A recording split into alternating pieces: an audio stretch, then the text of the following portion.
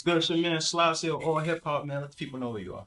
What's going on, people? This is your guy Moses Verneau. Some of y'all know me by Rafe. I am the writer and creator of Money and Violence, and I am the writer and creator of the new joint hitting YouTube, The Spot.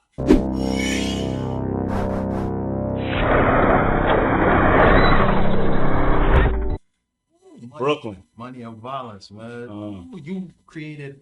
I mean, I say a Brooklyn classic because I'm from Brooklyn, but you know, I've looked at the numbers. This is not a Brooklyn classic. This is a world. This is an impact on the world type of thing. You know, straight from YouTube, organically. Yeah. Straight from. So first and foremost, congratulations on that. Thanks, man. Where I'm from, you understand what I'm saying? You don't.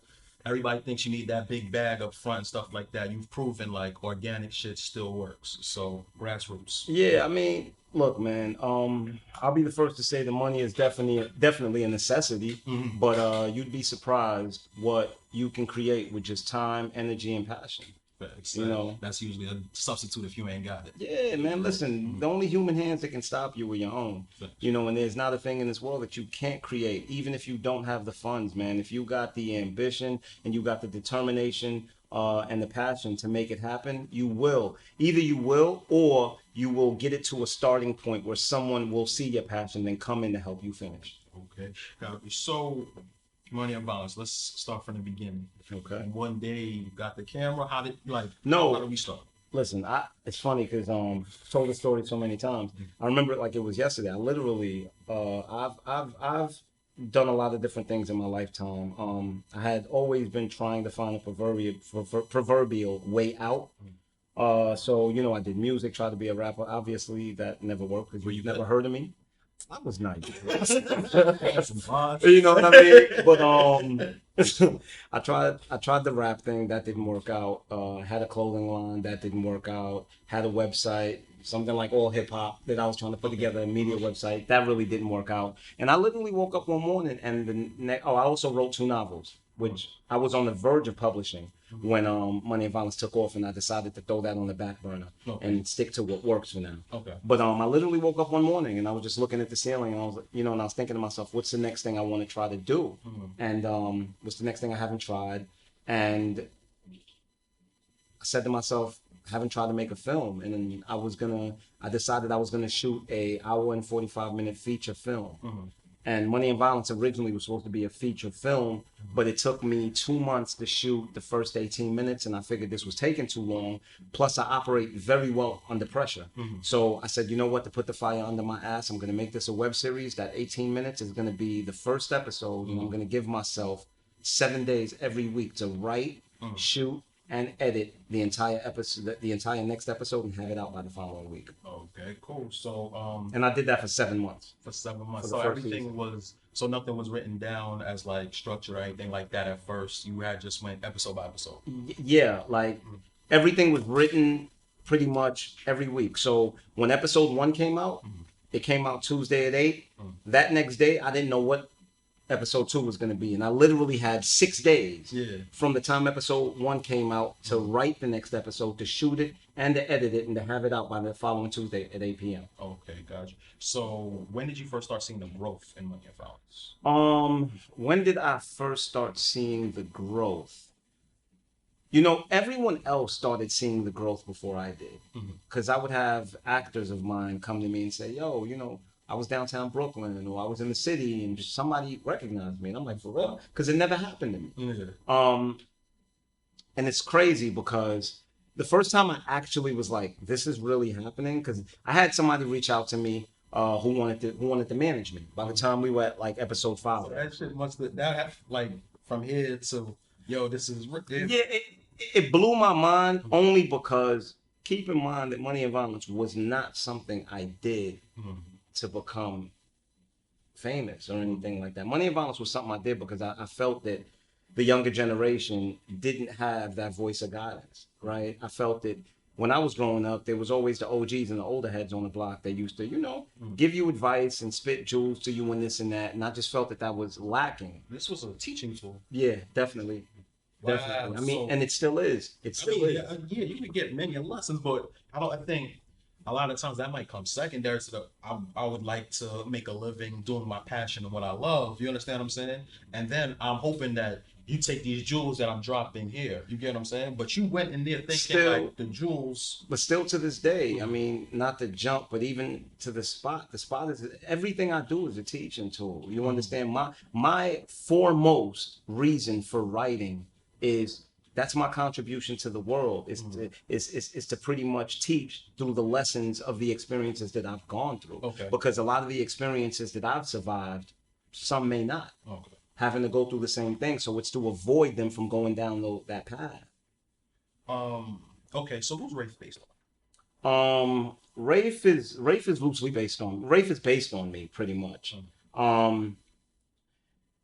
It's impossible for me and Rafe to be the exact same person, so therefore we are two totally different people, but we're as close to the same person. I mean, as you can possibly be. Okay, so it was a easy transition into acting when it came to being yourself. You think? Very much so. I mean, when the first couple of episodes of Money and Violence came out, I had calls from friends all over, like dudes that I knew from out of town, from the past, that were like, "Yo, you cheating?"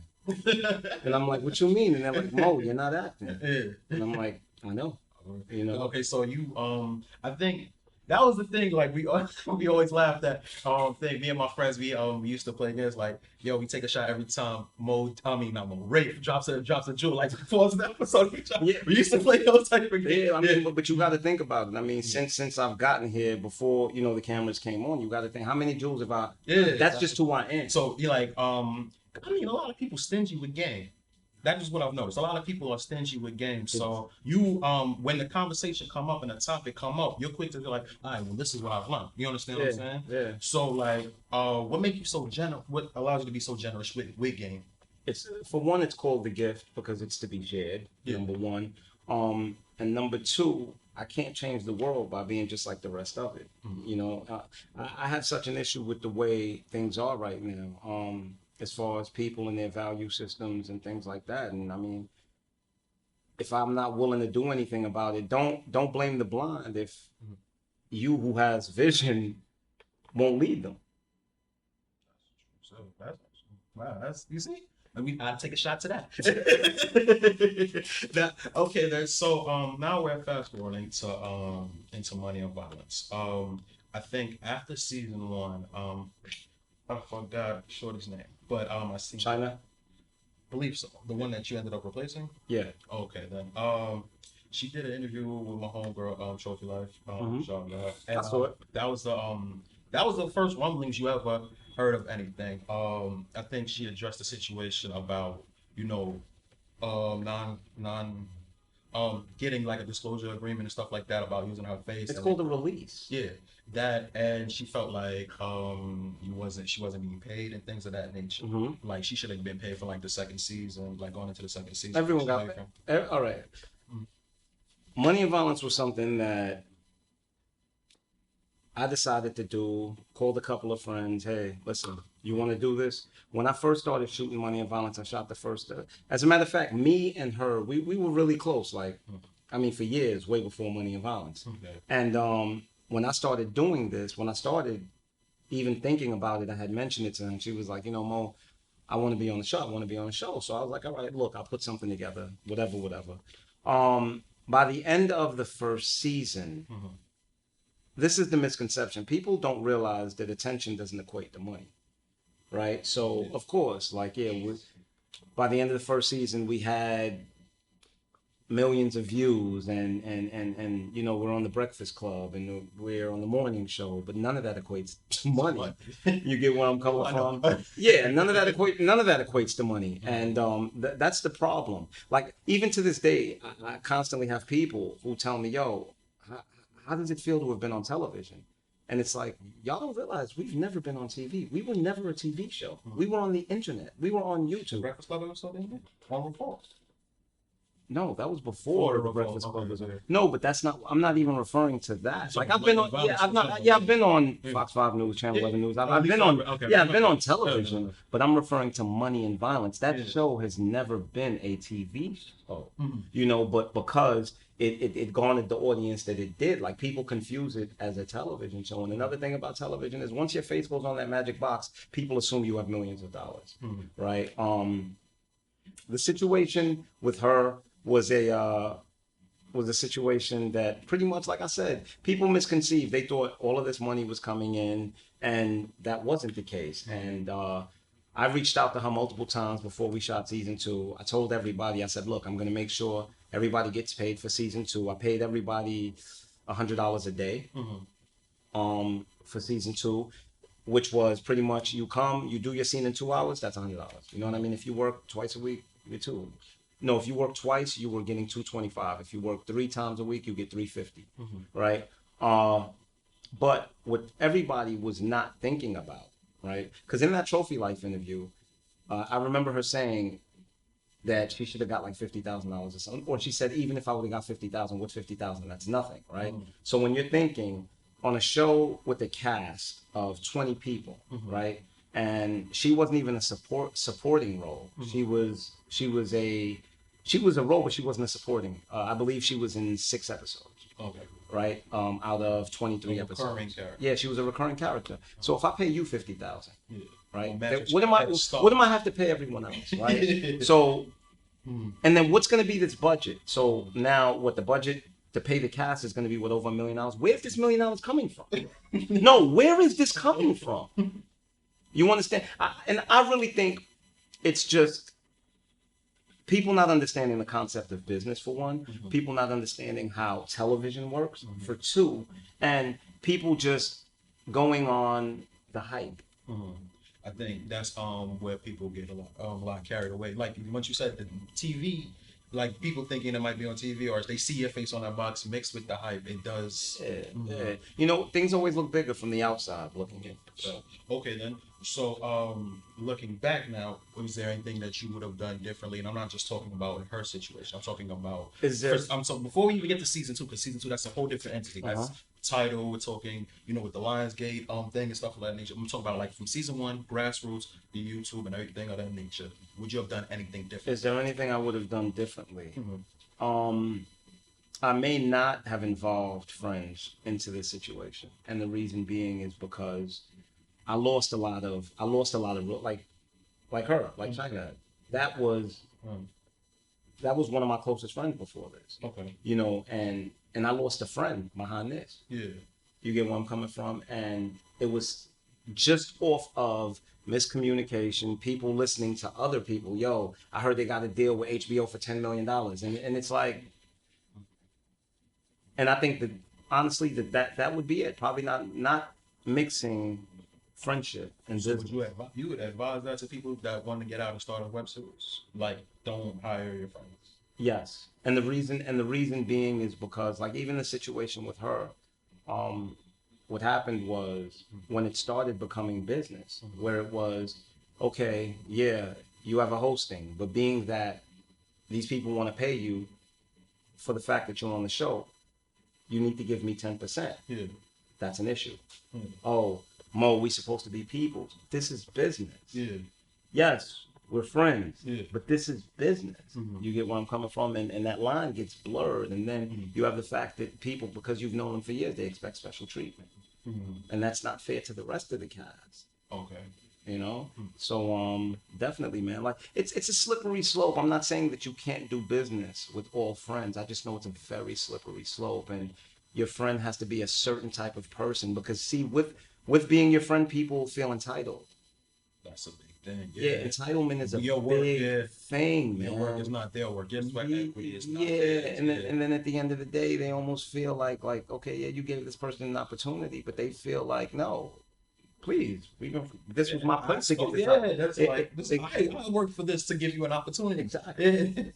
Exactly. Okay, so how did the title thing come up for season 2? Because I remember a lot of people was running real hard with different emails to come over to get season 2. The title situation came about because my managers have had a long-standing relationship with Rock Nation ever since Jay was with Rockefeller. And because of that, we went over to Rock Nation one day and we had conversations with Shaka Pilgrim. What's up, Shaka? As well as, other people at Rock Nation, B-High, Tata, really good people over there too. And we figured, this would be a good situation. Also, I did the title deal to establish the relationship with Rock Nation. Once again, like I said, really good people over there. And they gave us a great deal. More than anything, they weren't trying to profit off of us. I really felt like Jay was just, look, man, you guys are from Brooklyn, y'all trying to come up. We have Tidal, and this would benefit us as well. And we want, because the deal we got with Tidal was one page. That's how simple it was. Okay. They didn't want creative control, they didn't want ownership, they didn't want anything. It was just pretty much, look, put each episode on our website for a week, and then after that you can put it wherever you want. That's like and we'll get and it was just Jay looking out, like straight up, like, look, man, I like what y'all are doing. You remind. Because when I spoke to Tata before I spoke to Jay, and Tata told me, he said, Jay put me on the Money and Violence. He was like, Ty, you gotta watch this show. Like, it reminds me of us when we were coming up. You understand? So yeah, that's beautiful. How did that feel? I mean, it felt great, man. It felt amazing, only because, see, I'm not impressed by celebrity, right? I believe human beings are human beings, but what impresses me is when someone who was a universe away is now at my arm's reach. Because that proves how far along I've come in my journey. Okay, all right. So that just shows your growth. Yeah, because I'm like, bro, I'm in the room with Jay-Z. Like, Jay-Z. I'm sitting having a conversation. Yeah, I'm sitting having a convo with Jay-Z. Shooter Shane and Kane from Money and Violence. They were backstage at the J. Cole show. And they said Jay walked by, passed by everybody, doubled back. When he realized it was them, I was like, yo, what's up, my dude? What's going on? Gave him a pound and kept it moving. And that's the type of dude that Jay is, because although they weren't in the meetings, another situation with Chopper, Grammy weekend. Chopper said, yo, bro, I'm outside this club that was having the Grammy after party. Jay comes out the car with B, walks by me, then doubles back and was like, yo, what's good, my G? You good? And they had never met a day, but it was simply because, you want Money and Violence, and we did business. So, people really don't realize. That's one thing, how genuine of a dude that Jay is. I mean, well, through my experience with him, how genuine he's always been. That's you get a lot of weirdo energy from, like, before you. I'm pretty sure you've reintroduced yourself to somebody probably like 5 times, because they might want to act funny style and stuff of that nature. So to see that coming from that position, you understand what I'm saying? No, man. Dude is. I remember first time we met, we was in his office and we're talking, and his mom comes. His mom gives him a kiss, and she's like, "Babe, I'm leaving." And he looks, and he's like, "What? Jay don't got a mother?" Like, nah, man. Like, yo, real genuine dude, man. I got a lot of respect for Jay. A lot of respect, man. Like, seriously. Okay, so so now what's the difference between the Tidal and the YouTube thing? Like, how are you moving? Like, with you, what's the growth you've seen since you moved it from Tidal to YouTube? What did you see? Okay, well, our audience grew. I mean, that was the great thing about the marriage of Money and Violence and Tidal was, for one, we brought them a whole new audience, and they also brought us. They added to our audience. Aside from that, I mean, we had the support of Rock Nation. We had our premiere party at the 4040. I mean, which was an amazing event. We also had our season finale. We had a finale party at Stage 48. It was sponsored by Tidal. We always had sponsorship by Duce whenever we needed. I mean, listen, Rock Nation gave us all the support, anything that we needed, you know what I mean, for us to succeed. Rolled out the red carpet. Okay, so now to the story with season 2. Where do we go from there? I mean, you done killed the connect. All right, now maybe if I explain it to you from the writer's standpoint, then people will understand more. So when we were getting to the end of season 1, I got the deal with Lionsgate. Right, and the goal was, all right, look, this deal is for us to get you to television. Right, so they said, so we're going to try to get season 2 to television. So I said, okay, how long will this take? They said, it could take up to 3 years. So I said, damn, if it's going to take up to 3 years, I don't want to keep my audience waiting this long after only delivering a season.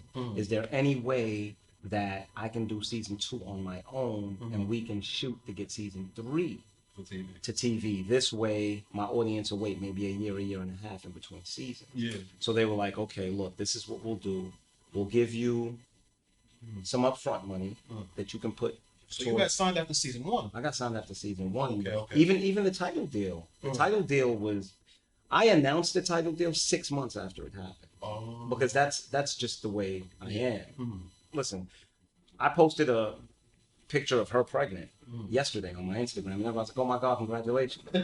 Child is here. You know, I keep the rest of the world behind the curve when it comes. Thank you. I keep the rest of the world behind the curve on my life. Okay. You know, only because that's just maybe that's that street dude in me. Yeah. Way Never back. let them know That you know that never died. But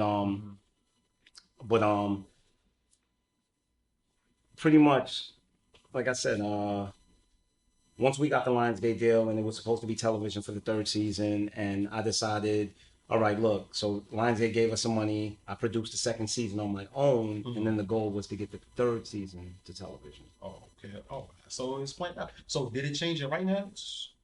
No, not at all. So you still writing it on the fly, knowing that it. No. Season 2, I wrote the first 6 episodes. Oh, okay. First. Okay. And then as the season went along, I wrote the last 6. Okay, then. All right. So after season 2 happens, then we have a fallout with me. What happened there? Okay. So with that situation, if you want me to be totally honest with you, I really don't know. And that is the honest to God truth. What the world doesn't realize is, that day, I'm sure you remember it, the day he posted that post on Instagram, he's no longer on the show. Yeah. When I woke up that morning, I got a phone call. Yo, check your boy's Instagram. That was the first time I knew he was no longer on the show. Okay. There was no tension or anything like that? All right. There's another situation that occurred, but that situation is a personal situation. Okay. Which, as a man with the principles that I have, I'm not putting that man business out there. Okay. You get where I'm coming from? But all I can tell you is, bro, that didn't have anything to do with money and violence. Oh, okay. You would have appreciated if you'd have still came back to work. That's the thing. We had somewhat of a falling out, right? But the falling out, it wasn't even a falling. I can't even call it a falling out. Like, when whatever happened, and I was speaking to Shooter Shane, and I was speaking to Kane, and they were like, "Yo, so what are you doing? Are you taking them off the show?" I was like, "No, bro, I'm not taking an opportunity away." Yeah, I was like, I'm not gonna take an opportunity away from him over that. Like, one has nothing to do with the other. Okay. Like I'm not one of those people, bro. I'm not. You separate the business. Yeah, I separate the business and the personal, bro. Like, one has nothing to do with the other. You know, he shows up to work, he does what he has to do. That's all that matters. You get where I'm coming from. But then, a couple of days later, he puts up that post, and I'm like, is this guy serious? Like, you know, and then, you know, he goes on all these rants and just saying all these things that weren't true. Okay. You know, and that, I'm the type of person, you have to understand, I'm cut from a different cloth, bro. I'm old school. You guys were friends first, though, before Money of Violence. Yes. Okay. Yes. I served as a mentor to him. Okay. You know, before Money and Violence, but. What I'm saying is, the person that I am, there's nothing in this world that you can ever do that will get me to go back and forth with you on social media. That's just not gonna happen. Yeah, okay. That's just not who I am. You know, I don't believe a man moves in that way. You understand? So that's Real why. Life, Yeah. So if you notice, like, he went on this whole social media rant. I've never answered. I've never for what? Like, bro, you know where I live. If you truly have a problem with me, I walk the streets as I please. I go where I want. Yeah. Bro, I'm accessible. And I'm saying what you gotta say, or you know. But do you feel like it could have been avoided? No. And the reason I feel like it couldn't be avoided is because a man's insecurities. There's always going to be a man's insecurities, and a lot of times people hate you not because of what you are, but because of what they're not. Oh. And there's nothing you can do about that. Yeah, I can't help you to be. Yeah, there's absolutely nothing you can do about that. And look, and this isn't to down the man at all, but I need people to really analyze analyze, because a lot of times, like, I sit back and I see how the world reacts, and I'm like, yo, how do y'all react this way when the truth is right there in front of your eyes, right? Because the lie is more entertaining. Yeah. Okay, but you have to think about, and this is something I've never seen before. This man went on an entire campaign promoting All Eyes on Me, which is the Tupac biopic. Yo, June 16th, I'm in the Tupac biopic. And then was in there for 2 seconds as an extra, right? Didn't even have a line, right? And like, that's part of what, as soon as he started getting a little light, like the head started getting swelled. Yeah. You get what, and it just got to a point where he felt that he was big enough that he didn't need this project. Okay. Right? But what he doesn't realize, that in life, if you have, let's say you have a cluster of light bulbs, you have 10 light bulbs, and one is dull, one is dead, but the other 8 are bright as hell. From a distance, it looks bright as hell. So then that one dull light bulb feels that, oh, I'm bright enough. Yeah, I could go shine on my own. Exactly. and it's not the same, you know, and all of this, people say, oh, I made money in violence. Bro, I wrote every single word, I created every character. I had to teach every single actor how to play the roles that they were playing. And, you know, I wish everybody the best, man, at this point. No ill will. No, there's no ill will whatsoever, but, you know, I got to move on, and I think everything's a lesson, and I think everything's a lesson not only for me, but I think it's also a lesson for him. So, you know. So, season 3, what's the holdup? The holdup on season 3 is we were in development with the Stars Network for the past 2 years. I'm not too sure if everyone's familiar with the way TV works, but when you have a developmental deal, you pretty much work with the network to pretty much get the scripts together. So we were at the point where we had about 2 scripts for the 3rd season. And last year in December, because this had been taking quite some time, I've been in development with them for 2 years. I went to the executives and I said, look, I really can't gauge where I am in this process. I don't know if I'm 25% of the way. I don't know if I'm 50% of the way. I have no idea when it is we would be going into production. Your script is done already. Well, not the entire season, the first 2 scripts. So I'm like, can you give me a timeline? And they was like, look, they said, with the commitments that we have to other people, we really can't give you a timeline. We can't tell you if it's going to be. No, it's not. It's not just 50. It's not just 50. I mean, they have multiple shows. They have a show called Pussy Valley that they're working on. I mean, yeah, they have the BMF project, as well as they have spin-offs for Power. And they said at this point, we don't know if it's going to take another year or another 3 years for you to go into production. And I felt like, look, my audience has been waiting too long. You know, this is highly anticipated, and I took it upon myself to tell my lawyer to get me out that deal. You know, and that's when I decided in December, all right, so I'm going to figure out a way to do this. But in the meantime, let me create a new show to entertain my audience until season 3 comes out. But season 3 is definitely coming out. Once again, you know, I'm in a really hard position with you people, the audience, because, you know, you guys are like, just do season 3 and put it on YouTube. But if I don't do season 3 the right way, y'all are going to crucify me, because y'all going to say season 3 was whack. But at the same time, if I take the time to do it right, y'all complain, you know. But I understand, because y'all are the consumer and I'm in the position of the vendor. So I got to please the customer, you know. So all I can say is season 3 is definitely coming, man. Just be patient. Just know that I'm taking the time to cook it right and to bake it, to give it enough time to cook, so that way I can get y'all something really good. I think and this is my personal opinion. I think if it does so happen, like, you remain on Tidal or YouTube, I think the initially it'll be like a disappointment. But I think, like, but I think, like, but the way your storylines are written out and how intricate it is, you understand what I'm saying? Like, we got past some terrible acting now for the first season. Yeah. So I don't believe like it's something we'll hold on to like forever. Keep in mind, when I say what I just said, I'm not talking about where it lands. I'm not talking about YouTube or Tidal. I'm talking about production. Yeah. Now keep in mind, all right, at the end of season 2, oh, that's what I forgot to tell you, because you had asked, why is it that I killed off all of those people at the end of season 2? Yeah. Now this is the thing. When I got signed to Lionsgate, once again, they said that they were trying to get season 2 to television, and I said no, I would rather do season 3 so I could put out a second season. So I knew that the 3rd season was probably going to television. Yeah. I also knew that the 3rd season would be marketed as the 1st season for television. Okay. So I had to end season 2 in a way that season 3 can be a whole new beginning while beginning the story from while continuing the story. You understand? So that way, when the TV audience came, season 3, they didn't feel like they were lost. So I had to pretty much cut off all loose ends, cut all beats so that the story can start over. Okay. Now, not to cut you off, back to that question you just asked.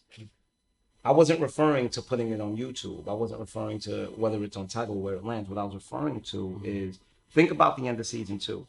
Now Rafe and Miss have beef with the Mexicans.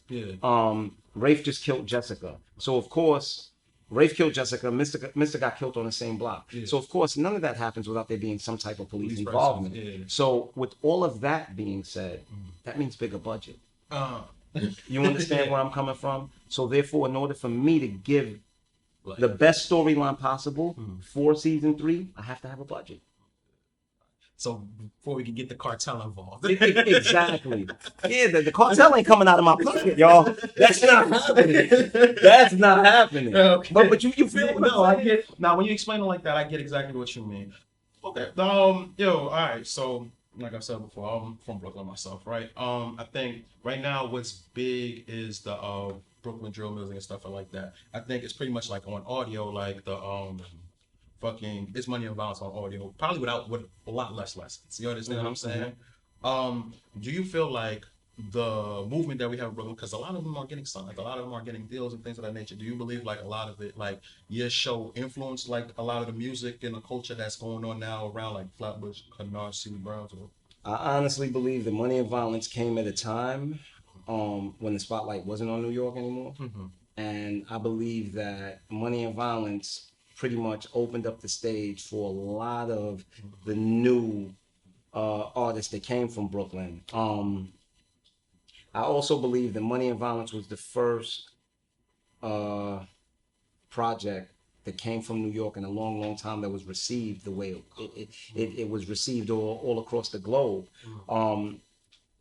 I think a lot of times, down south, the Midwest, I think the West Coast doesn't embrace things that come from New York, only because I'm not gonna lie, sometimes we can be kind of arrogant, man. We can be jerks. You understand? But I think the way that I marketed Money and Violence, because I said it in almost every interview, I said, look, I'm not arrogant enough to claim the struggle as my own, or to claim the struggle as New York's own. This is everybody's story.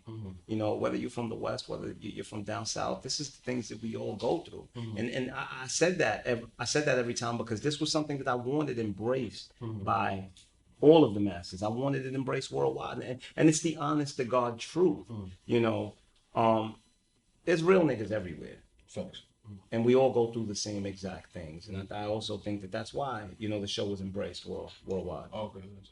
All right. So, cool. So now, a lot there's outside. I call them spinoffs, but you just like you don't want to even equate that to like spinoffs, but like a bunch of the other web series that have been popping up. How do you feel about the role that you've played in, and how do you feel about a lot of these?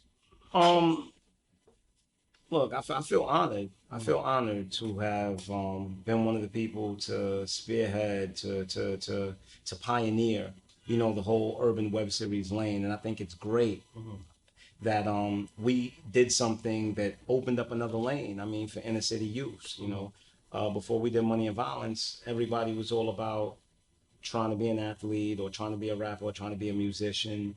I don't think that the hood was really embracing the lane of trying to act or even picking up cameras and becoming directors or just shooting their own narratives and own content. I didn't think that it was something that they really saw accessible to them. So I'm happy about the fact that we were able to motivate and inspire and pretty much just create this entire new lane for people. I mean, we weren't the first to do a web series. Web series existed way before Money and Violence, but we were the first to really just put the idea in people's heads, like, yo, especially the fact that my whole story was I got up one day and just decided to do this. So I feel honored by that. But I must also say that with everything that came after, I just wish that people put a little more thought into what they create. some of these shows, I mean, it's great, man, that, you know, the people are picking up cameras and creating their own narratives, but I just feel that there should be a little more time and energy spent, more substance. People should be looking to continually progress, right? And when I say this, I don't even say this from an arrogant standpoint. I say this from a standpoint of, why is it that you're doing this? Are you just doing this to put these shows on YouTube so that people know your face? Or are you doing this because you're really trying to create a lane and you're really trying to create a career for yourself? You know, I don't really put things out there, but at this point, like, I'm writing for television shows. You know, I wrote on Godfather of Harlem with Forrest Whitaker, which will be on the Epix channel, premiering September 29th. I just came from LA. Yeah, shout out to my boy Marquand Smith, and Chris Brancato, Paul Eckstein, Zach Collig, Rashida Brady, Larry Andrews. And I just came from LA, I think about 3 weeks ago, because I was out there for 3 months helping write the next season of American Gods on Stars. You understand? So what people don't realize is these shows that you're putting out is what it's going to basically be your resume, and that's what's going to determine whether it's great that you take Hollywood serious, but that's what's going to determine whether Hollywood takes you serious. So, you know, work on dialogue, work on story structure. If there's something that you don't know, it's fine that there's something that you don't know. When I started with episode 1 on Money and Violence, I really didn't know anything. But take the time. The internet is an amazing resource. Google, do research. YouTube University. You know, yeah, don't be afraid to go take a class, take a writing class, take a directing class. You understand? I mean, You should put one together. We've been thinking about that. In all honesty, we have seriously been thinking about that, and it's because we feel that a lot of times our people don't take direction or don't learn from those that don't speak their language. Yeah, so therefore we have really been considering that. And once again, like I said, man, you know, I did what I did not just to put a show out, but to inspire and to motivate and to put some lessons out there. And at the end of the day, man, I want you guys to take it as far as possible. So that's the only reason why I'm saying what I'm saying. Okay, so now we fast forward. We are at the spot. The spot. The spot. We tell people about that haven't watched yet. Oh man, listen. All I'm gonna say is Hov is on some new shit. Niggas like outcome. Niggas want my old shit. Buy my old album. But yeah, the spot is it's totally different from Money and Violence. I mean, which after 3 years you should only expect. Not to mention, you know, people think that this was going to be the new Money and Violence, but it's like, no, what's going to be the new Money and Violence is the next season of Money and Violence. Nothing other than Money and Violence will ever be Money and Violence. The spot, it's a much more mature piece of work. It's a much more intellectual piece of work. Also, my writing has grown so much in the last. Your directing. Yes, my directing has. It's way more sophisticated. There's multiple angles. Yes. The sound is on point. Yes. The cuts. You know, The production. I have to give you credit. There's evolution. There's definitely evolution. And let me tell you that we did all of that with a crew of like 3 people. You understand? So it's not even that I got more hands than what I had with Money and Violence. It's just that I know so much. Better. Yeah, I got better. Also, what the spot is a transition story, and I say transition because the spot touches on gentrification. I seen that at the beginning. Yeah, it touches on gentrification. It also touches on transition, which is pretty much, you see, we have grown up in the hood, we have a very dysfunctional mentality, whereas we feel guilty for outgrowing people, right? And a lot of times, even though the people that are around us are actually pulling us back and holding us back because we've known them all our lives, we feel like there's something wrong with us letting them go. You know, so the spot is it's a transition story. It's about a character named Mark who has been doing pretty well for himself on the streets. He moved to a penthouse downtown Brooklyn. He gets to a point where he actually loses everything, right? Which happens before the first episode. We see him come back, and it's his climb to the top. It's, you know, trying to get back to the top. But it's trying to get back to the top, but at the same time, it's realizing that holding on to his past. You can't go forward while looking back. You understand? And it's a transition story, and I think that it's something that everyone's gonna learn a lot from, a lot, man. Because writing for me, writing it was very personal.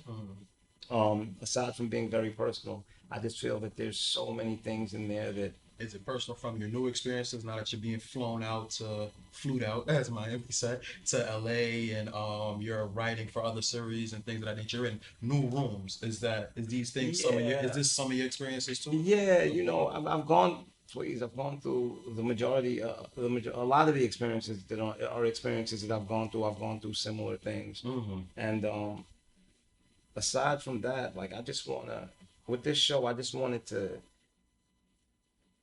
give somewhat of the truth, man, because I think that we've taken the TV version of who we are and what our world is and started trying to make it reality. Yeah. And life is imitating the art now. Yeah, and I say this because even when you look on social media, man, like everybody wants to be an action hero. Everybody wants to be a rapper, and not realizing that those rap videos you're watching, man, are 3 minutes.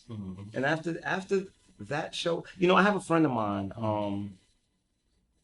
and he's doing really well for himself, and he's a CEO of like this independent label, and he drives around the Bentley and blah blah blah, and man, like we had this conversation, and I said, yo, man, people don't realize, people think that success is the mansion, the jewelry, and the cars and the women, when they don't realize that success is just you work to get the opportunity to work more. So I create a show for it to become successful so that I can create another show, and then create another show, and create another show. And people look at social media and they think that success is mansions, jewelry, cars, and women, not realizing that those are just snapshots of people's lives. That's 15 minutes of an entire lifetime. Yeah, you may go to a party here and there and have fun, but guess what? Rich people and these dudes that got it, man, they work 90% of the time, and I really think that television has kind of blurred reality, right? All of these shows, I mean, whether it's these reality shows, and people are striving to become something that isn't even real.